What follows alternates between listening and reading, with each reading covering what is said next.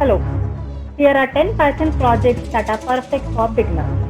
The first one is the calculator. You can create a simple calculator that can perform basic arithmetic operations like addition, subtraction, multiplication, and division.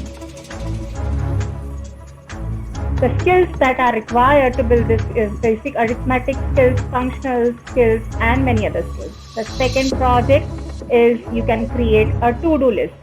It will develop a command line to-do list application where users can add, remove, and view the task. The skills are list, loop, file input output for saving and loading tasks.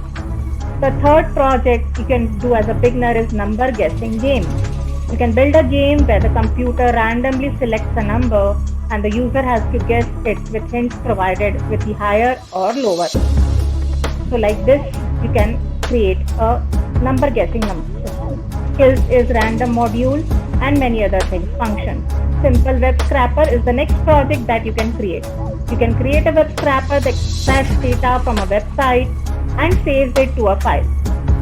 The skills are request module, beautiful scope for passing HTML file input output. The next project is a dice rolling simulator.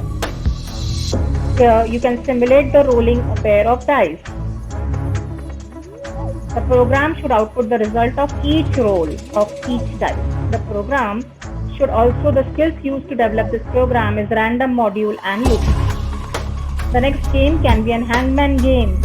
So you can design an hangman game which implements the classic hangman game where the player guesses the letters to form a word.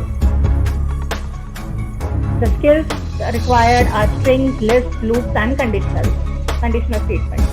The next project is a contact book. You can create a contact book which can develop a contact book application where users can add, delete, search, and update the contact information.